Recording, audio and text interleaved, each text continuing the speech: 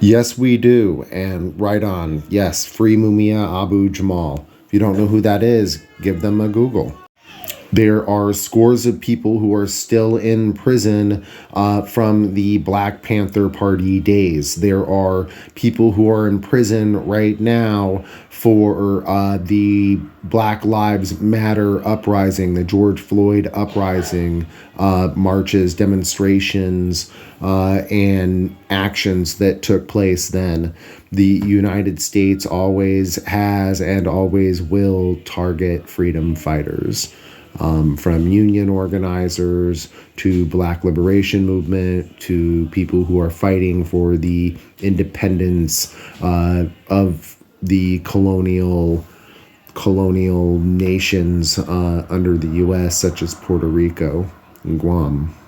Some groups that I've been connected with over the years, I've seen have the feds raid them or infiltrate them.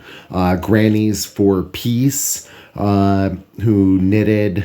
They would knit items, hats, and gloves and stuff, and then they would put basically anti-war messages and send them to active duty troops.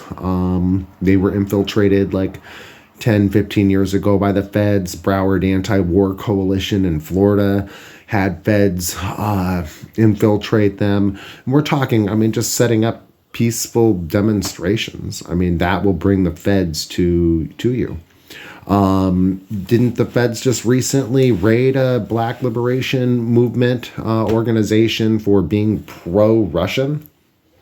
So, I mean, you know, people who think that the United States government won't target you for your political beliefs, the reason why you might not know that is because your political beliefs are one and the same as the ruling class of the United States of America. If your ideas, if your ideology, if your organizing, your actions do not threaten the system, then sure, to you, there's no repression, right? But to those of us who believe that there is systemic racism that must be confronted, that believe that there is systemic classism that must be confronted, that there is systemic misogyny that must be confronted, those of us that feel that there should be no U.S. territories, that colonialism and imperialism must come to an end, we are as a whole targets of the U.S. Surveillance system and police system.